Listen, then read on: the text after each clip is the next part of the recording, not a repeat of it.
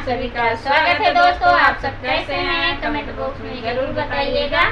और दोस्तों एक टिनिया छठ का गाना लेके आए हैं। अगर हमारा गाना आप लोग को अच्छा लगेगा कमेंट बॉक्स में जरूर बताइएगा। और कमेंट बॉक्स में ये भी बताइएगा ये व्रत के बारे में कौन जानता है और ये व्रत किसके यहाँ होता है, कहाँ कहाँ होता है, कमेंट बॉक्स में जरूर बताइएगा। और स्वर गीत लेकर आए हैं इसी के ऊपर। आप सबको कैसा लगेगा फुल वॉच करके वीडियो के देखिएगा तभी समझ में आएगा इस गाने का।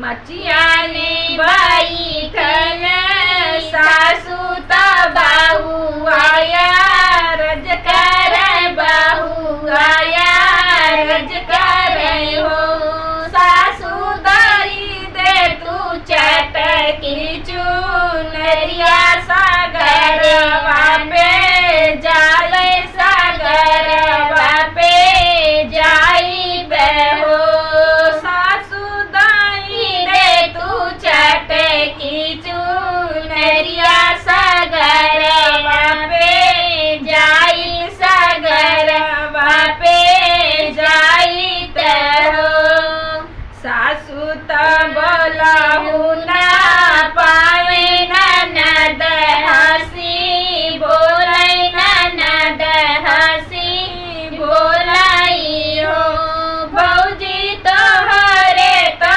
कानई बिटिया तो छेका छठी अइबू तो केगा छठी अइबू हो भौजी तोहरे तो कानई बिटिया तो केगा छठी अइबू तो केगा छठी अइबू हो सासू जन कली दुवरिया ननद पीछू वरवा ननद पीछू वरानु हो सखिया मिले बाजार के बड़वा भीतर छठ पूजा भीतर छठ पूजा हो सखिया नीले बाजार के बड़वा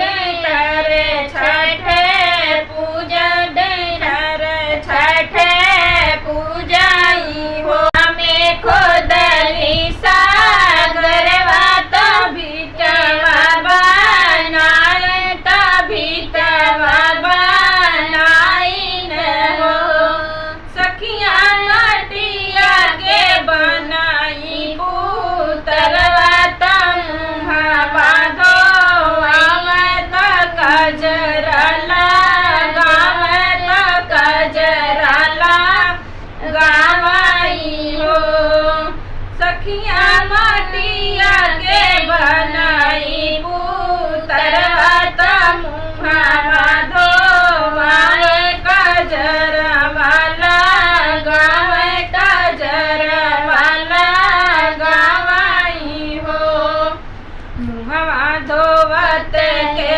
पुतरवा रे सकर सकर करे सकर सकर कराई हो सखिया आखिया में आजत काजरवा गोहारी मारी रोवे गोहारी मारी रोवाई हो सखिया आखिया में आजत काजरवा गोहारे मारी रोवे गोहारी मारी रोवाई हो सासू जी दुआरे से आवे ननद सुनी भाई ननद सुनी भाई न हो बहुआ के कर रोवे लगा दिलवा के मड़ियानु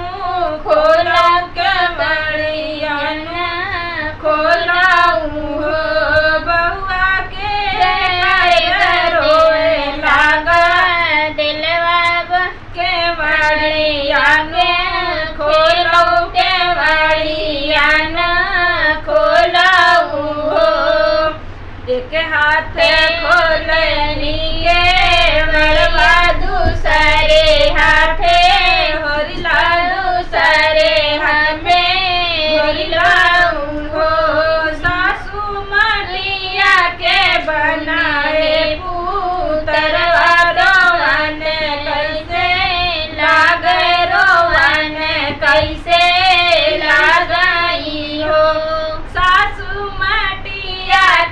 रोवन ए पुतरवा रोवन कैसे लागे रोवन कैसे लागई हो।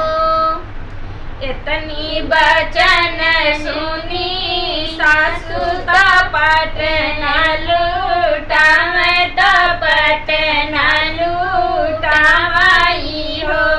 नंदी जोरी जोरी गावली सोहर वाला गनवा में नाचया गनवा में नाचई हो। नंदा जोरे जोरे गावली सोहर वाला गनवा में नाचया गनवा में नाचई हो।